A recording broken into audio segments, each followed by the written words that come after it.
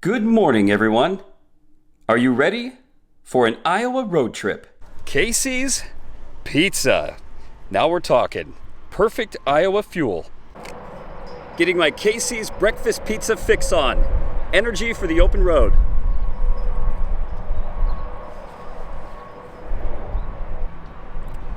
You know, this always puts a smile on my face. Casey's Pizza, the best gas station pizza on earth, and it's a genuine Hawkeye thing. This is what you do in the state of Iowa. You get some Casey's breakfast pizza or some Casey's pizza. Fuel for the day, fuel for the road. What's going on? My name is Eric and you're watching the Get Me Out of Here vlog. Today we are taking a grand Iowa road trip across some of my favorite roadside attractions here in southwestern Iowa. This is a part of the country that I grew up in, so I want to share some of my favorite roadside stops with you today. Follow me, starting with the Smiley Face Water Tower here in Adair. Love the Smiley Face theme here at this mini storage across the street from the famous water tower itself. And located just outside the town of Adair, Iowa, is a historical site, Jesse James related. Oh wow, and look, it's a train wheel, like an old school train wheel.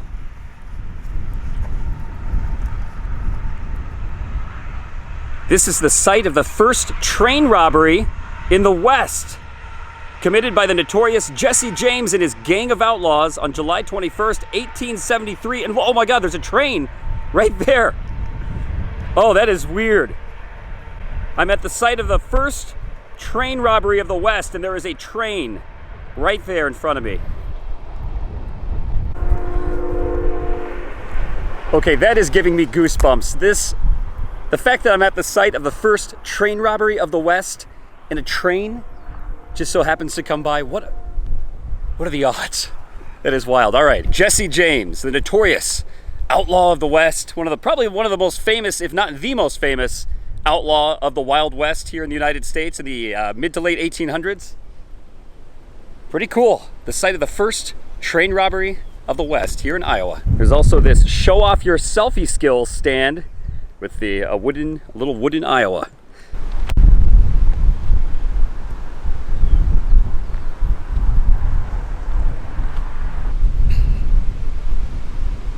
Look, I'm robbing a train. Well, there used to be a train here.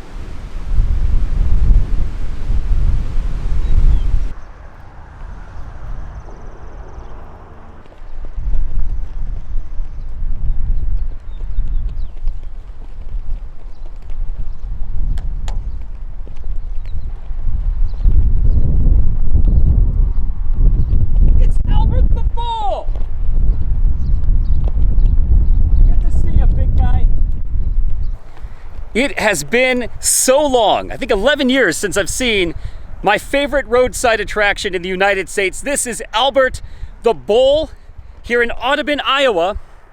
Now, he was built in 1964 and he stands 30 feet tall. In fact, his horn span from horn to horn is 12 feet wide. And he's been standing here for decades, again, built in 1964. And I grew up just south of here in a small town called Atlantic, Iowa. I lived there until I was about 10 years old. And growing up with my sisters and brother, my parents would take us to see Albert the Bull on several occasions throughout my childhood. A lot of memories of coming to Audubon and eating at Dairy Queen, and then walking around here, playing and running around Albert the Bull and this playground that they have here behind me as well. And I gotta say, this is really what has inspired me to create this channel, Get Me Out of Here vlog. This is something I've been doing for quite a while. I just started filming on YouTube a couple years ago, but 10 years ago, I actually did travel blogs where I wrote articles and posted still photography. But Albert the Bull is really one of those symbols that inspired it all for me. Traveling around the back roads of southwestern Iowa, so many memories as a kid, and it really inspires what my channel is all about. Exploring the back roads of America, delving into the history, seeing these just quirky, unique roadside attractions. Albert the Bull, you're really the one that started it all. So it's amazing to be back. I'm so happy to be back here and share this with you.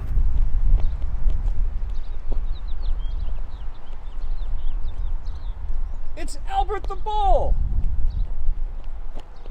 Getting an up close and personal view of Albert the Bull. Let's walk around.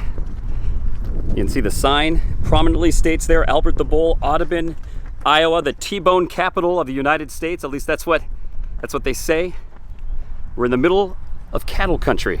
Now, one thing worth noting, the last time I was here, which was well over 10 years ago, Albert had blue eyes.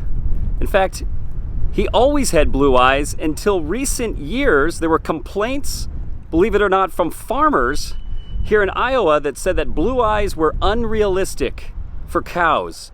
So they updated the paint job on Albert's eyes, and you can see his eyes are now brown to appear more realistic. Even though he's a 30-foot tall bull, he now has brown eyes.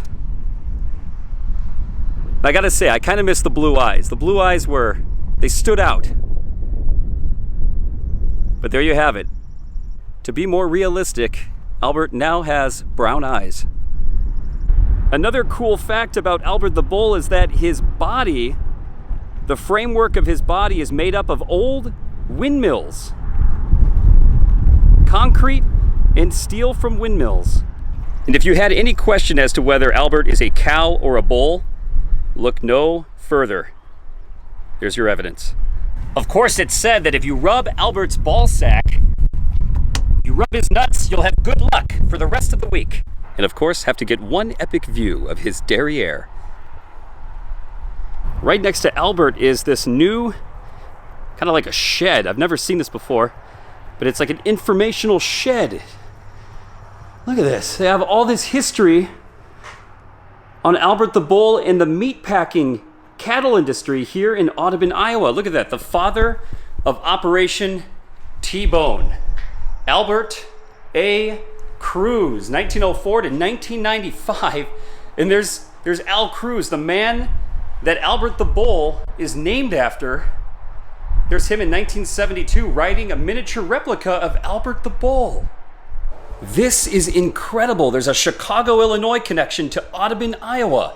In fact, right here, this is the famous meatpacking industry in Chicago back in the mid to late 1800s and through most of the 1900s. Chicago was the meatpacking plant of the world. Chicago was the location of the world's largest meatpacking industry and cattle industry. So a lot of the Iowa farmers and Nebraska farmers would ship their cattle and their meats to Chicago. Here's a picture. Hats off to the Windy City. The T-boners doffed their hats to downtown Chicago.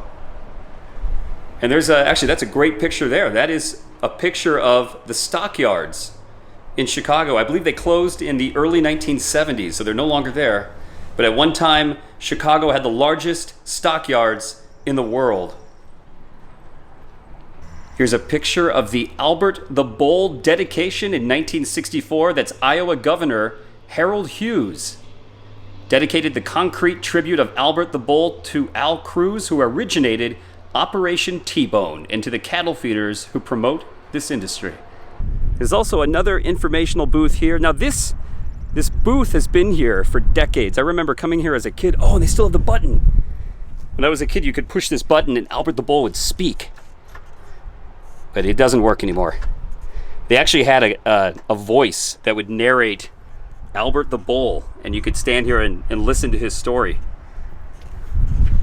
And here's some pictures of Albert the Bull being built in 1963 and into 1964. Look at that. Look at his body.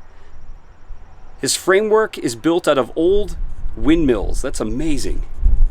Old Iowa windmills. And of course, his concrete body. But yeah, look at that. That's amazing.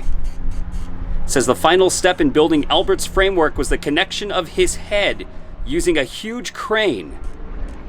The head was one of 4 major sections fitted to the I-beams. So Albert the Bull has a skeleton made out of windmills. And what's even more amazing, right here, Albert, the world's largest bull, ode to Albert the Bull.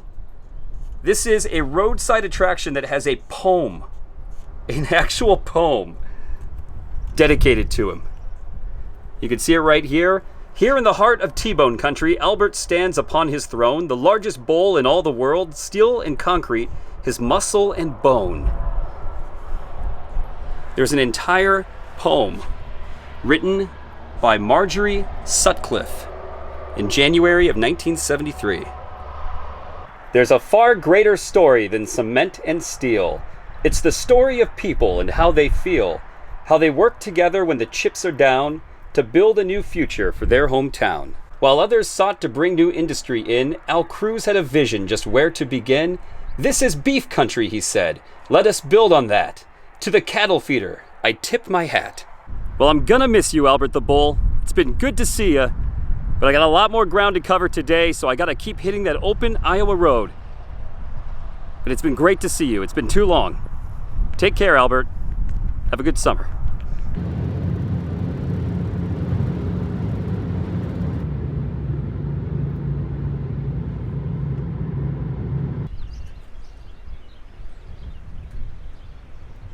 Stopped by in the town of Kimballton, Iowa, to visit the Little Mermaid. This statue and fountain was dedicated in 1978. Of course, it's April, so the fountain isn't running right now. Something is biting my leg. There's like a bee or something. But of course, the fountain is not running right now. It typically will be in the warmer months. But yeah, Kimballton has a rich history of Danish farmers and Danish immigrants from Denmark. So they dedicated this fountain in 1978 to pay tribute to their rich history. And I remember visiting this a lot as a kid, dipping my hands in the fountain. And of course, downtown Kimballton, even though it's small, has a lot of cool little antique shops. Just a quaint Midwestern town here in the heartland. Now, what I've noticed there are other sculptures surrounding the Little Mermaid. In fact, this is another Hans Christian Andersen story, The Ugly Duckling. The Little Match Girl right here. So they have a lot of Hans Christian Andersen sculptures. This is so cool. Here's the Steadfast Tin Soldier. That's a great story by Hans Christian Andersen. The Tinderbox. It's got some strange looking dog with a key. The Princess and the Pea. The Emperor's New Clothes. It's the story where the Emperor thinks he's wearing clothes, but he's really naked, right? This one here is the Snow Queen and Thumbelina. I remember that movie in the 90s. That was a good movie. Thumbelina, she's a funny little squirt. She's a funny little squirt.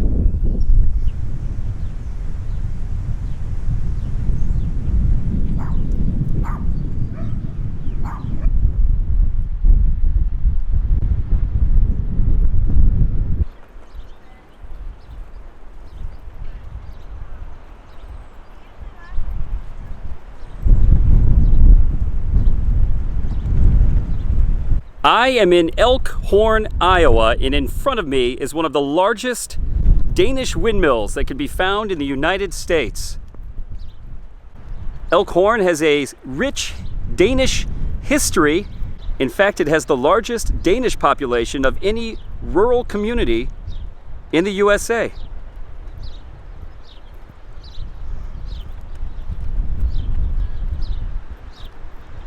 And right outside the Danish windmill, there's a sculpture of Hans Christian Andersen. So these small Iowa towns, these Danish towns, really embrace the creativity and storytelling of Hans Christian Andersen. This Danish windmill was actually relocated from Denmark and moved and reassembled here in Elkhorn between the years of 1975 and 1977. In fact, there's a Danish museum inside and a gift shop. It's been years since I've been here, so I can't wait to go inside and take a peek. And look at that, there's a picture of it in Denmark from 1947. They even have a timeline. It looks like the windmill, it was built in 1846, which ironically That's the same year that Iowa became a state. Look at that. The windmill was dismantled and arrived in the port of New York in 1975, arrived in Elkhorn in 1976, and it opened and they had their first cornmeal. That's the most Iowa thing ever, by the way, but their first cornmeal is ground in the windmill in 1977. So this is actually a working mill. At least it was back in the 1970s. That's amazing. Walking inside, and I think they do tours of this mill as well. But first I want to check out the gift shop. So let's walk around. It's been years since I've been in here, so a lot of memories flooding back. I used to come here all the time as a kid in the 1990s. They didn't have t-shirts back then though, so I'm gonna have to get a t-shirt. I gotta represent the Danish Windmill. What an amazing gift shop that they have here. It's bringing back so many memories of my childhood. I remember walking around in here. My mom would buy Danish cookies. Wow, it's so just amazing to be back. It's like a blast from the past. It's been well over 20 years since I've set foot here at the Danish Windmill. Wow, look at this. Just full of Scandinavian gifts, souvenirs. Look at all of these Scandinavian treats. You've got Dala Horse gummies, Sour Vikings, and look at this Krimkaka. That's really, really good. It's like a Norwegian, it's kind of like a sweet roll right there.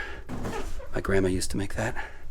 Yeah, all kinds of unique Danish and Scandinavian foods and candies that you can buy and take home. And look at the magnet game that they've got here at the Windmill. I'm a huge fan of collecting fridge magnets in my travels, and this is exactly what I like to see. Wow, look at all this Viking themed glasses. Skull means cheers in Norwegian. And I love this beer stein that they have. Look at this. It says Elkhorn, Iowa, USA. There's the windmill. I think I have to take this home. This is amazing. Oh, look, Little Mermaid. The Little Mermaid we just saw in Kimballton. You can get your own for your desk. And tons of Danish Pride coffee mugs. Danish DNA. And I guess the original name for the windmill was the Norrie Sneed. Now they also do tours of the windmill. You can go inside it. Unfortunately, I just don't have time today to do this. I've got too much planned, other locations I want to show you. But if you stop by, you can do a tour.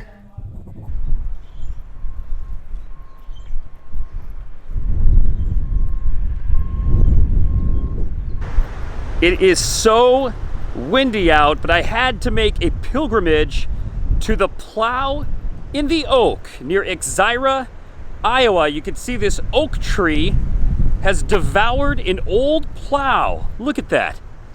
The tree is growing around this old plow that has been left here for, I don't know how long, like 100 years? For a long time. People have scratched their names into the old plow. Look at that. So the urban legend is there was a farmer who was plowing his field when a troop of Union soldiers during the Civil War here in America came by, and he was seized by patriotism, wanted to serve his country, so he rested his plow here and quickly joined the Union Army to go fight in the war, never to return. And the plow that was leaning against this oak tree was slowly devoured by the tree over time. This big oak tree swallowed this old plow. So there's no proof to this. I think that's just an urban legend, a tall tale, if you will. I think the true story is, though, that there was a farmer plowing the field here who leaned his plow up against this tree and kind of just forgot about it. And over time, the tree grew and swallowed the plow. So there you have it. The Plow in the Oak Tree near Exira, Iowa. Oh wow, you can see the backside too. Look at that. Holy cow, the plow, look at that. I've never noticed that before. You can actually see the plow goes through the entire tree. Look at that. That is amazing. Look at that. Wow. Yeah, that is a very unusual marvel here. The plow and the oak.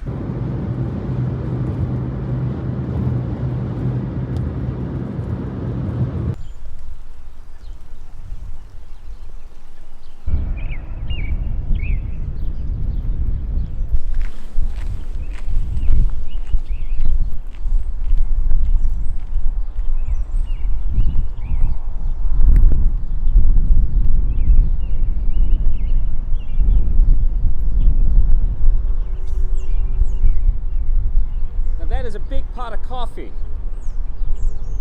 If this were at Starbucks, that'd be like, it's not a grande. I don't know what size. They'd have to make something up, something new for that. It's the Stanton size. The Stanton size, I like that. I am in Stanton, Iowa, and this is the world's largest Swedish coffee pot. It used to be a water tower that stood 125 feet tall, but because it was deteriorating in 2015, they cut it down, cut the legs off, but the pot itself is still the same. So now it stands 36 feet off the ground. And I really wish I brought a cup of coffee because no joke, they have benches right here. So if you wanted to, you could visit Stanton. They do have a coffee shop downtown. It's closed right now, but you could come here in the morning, sit on this bench with a cup of joe and look and gaze upon the world's largest Swedish coffee pot. Looks like I'm just reaching down like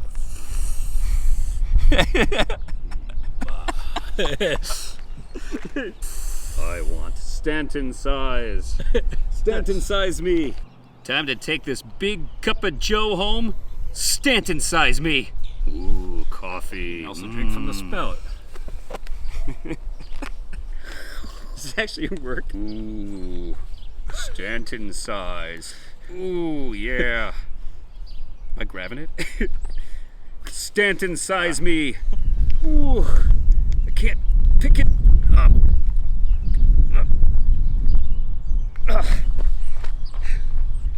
According to the sign nearby, this coffee pot can hold 640,000 cups of coffee. That is a lot of coffee. You could swim in a pool of coffee in this thing. There's the spout. So it's not a tea kettle. This is a coffee pot. We confirm that. A tea kettle, you'd have the longer nozzle, but yeah, this is a coffee pot, a Swedish coffee pot. And next door, there's this creepy old haunted looking school that is now the Swedish Heritage Museum here in Stanton. What a beautiful coffee pot. I wish they sold souvenirs. I would totally buy a smaller size version of the Stanton coffee pot. You think they do? And also, apparently, Stanton, Iowa is the birthplace of Virginia Christine, who played an actress, Mrs. Olson, in old Folgers coffee commercials back in the 1970s. So if you remember those, Mrs. Olson is from Stanton, Iowa, the home of the world's largest Swedish coffee pot. Didn't your father ever tell you not to touch a hot stove twice? Ow, ow. Check out this gem of a Sinclair gas station here in Oakland, Iowa. Looks like something you'd see on Route 66, but the irony here is this is actually historic Route 6. Not 66, but Route 6. But look at this. I love these old vintage gas stations. Definitely reminds me of the Mother Road, Route 66 herself. Look at that, Sinclair Dyno.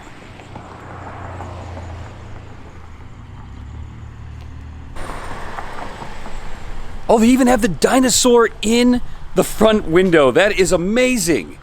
Look at that. That is cool. This is as vintage as it gets. We usually see the dinosaur like outside the modern gas stations, but this one Has the old dyno in the front window. That's amazing. This is a gem of a gas station. A neon sign. If I can get the glare out of the way.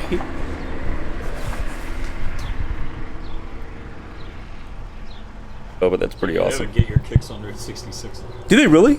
Oh yeah, get your kicks on Route 66, even though this is historic Route 6. And there you go, a peek inside. That is awesome. I love it when communities refurbish old gas stations. This is Americana at its best.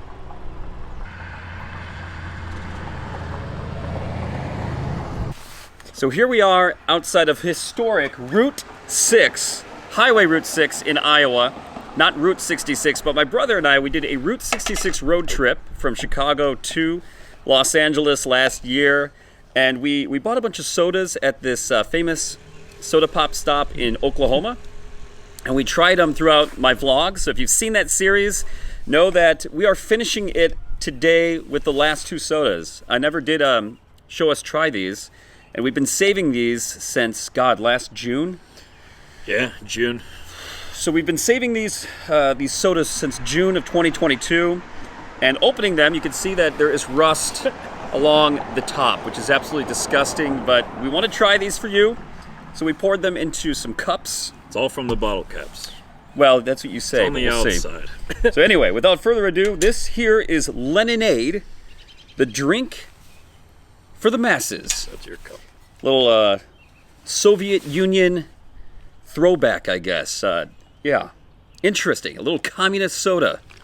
And what do you got here? You got... Yeah, and I got the Lake Tahoe Blue Cream. Actually, these both sound pretty good. They sound good. These sound... Anything is going to be better than butter. The sweet corn? Or the sweet corn. That's what we had, the sweet corn. Oh.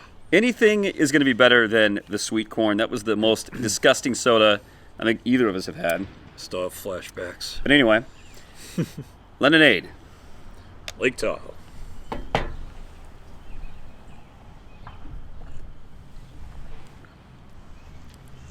Which is pretty good.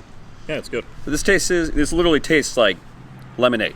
It tastes like a cream soda. It's like a strawberry lemonade. So actually not bad. You know, communism has never tasted this good. I'm not promoting communism in any way, but there you go. Soviet Union, lemonade. Lake Tahoe. Lake Tahoe is good. You know, it's cream soda taste.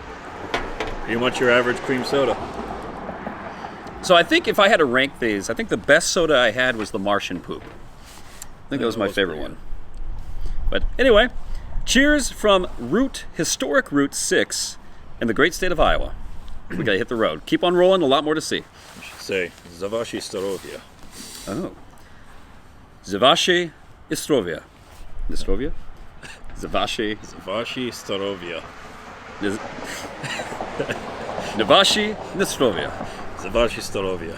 Navashi Istrovia. Nestrovia. I know that one. All right, well, I have to try the last one. This is the Lake Tahoe. Connor, what do you think? You got the Lemonade? Lemonade's good. I like it. This is amazing. This might be the best one. I think this is better than Martian Poop. So of all the sodas we've tried, I think Lake Tahoe, even though it's fairly old, but it's still got some bubbles in it, so we're good. But yeah, I think Lake Tahoe is the best. I think this is my favorite one. Actually, I think I like the Lemonade more myself. So you could stick with your communist soda. I'll drink this and drink that.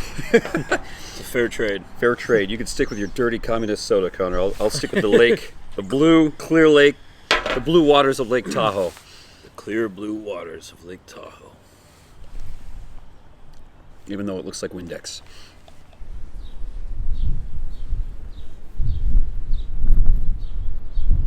Oh my gosh.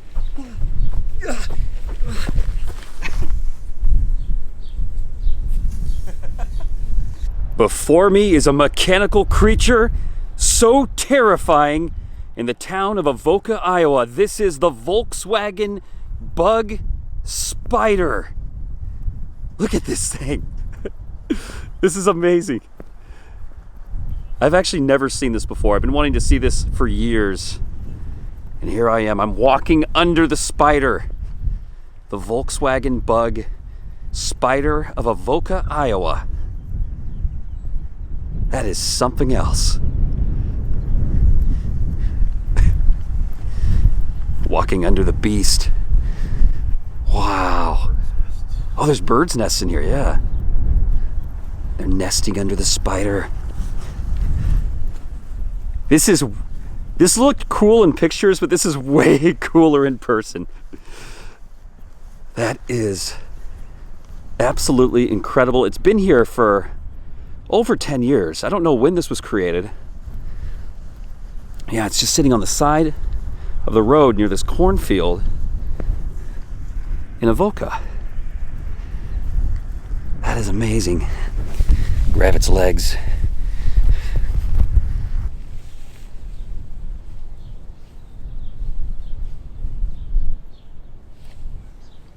Look at this thing. This is absolutely amazing. So Volkswagen Spider. That is amazing. That is awesome.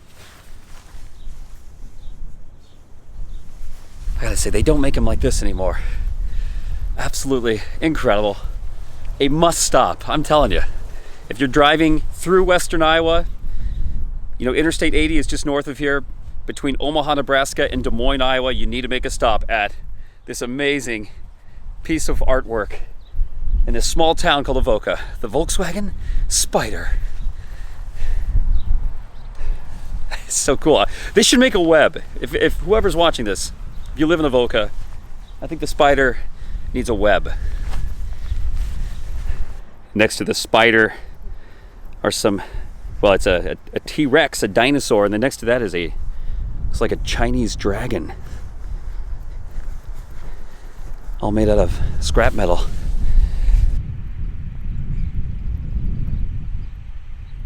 Well, not only do they have the world's largest Swedish coffee pot, they also have the world's largest Swedish coffee cup water tower. And this one actually is like over 100 feet tall. So this I'm assuming, must have been added more recently. But yeah, Stanton, Iowa, they love their Swedish coffee. Look at that. Well, this is gonna do it, everyone. Thanks for tagging along with me today, venturing across the great state of Iowa, particularly the southwestern portion of the state. This is a region that I grew up in and wanted to share some of my favorite roadside attractions with you. There's still a lot to do down here. I covered barely anything, but I thought I'd give you a taste at least of some unique places that you can find here in southwestern Iowa. So thanks for tagging along. This is Eric with the Get Me Out of Here vlog, and it's time for me to get out of here. Thanks for watching.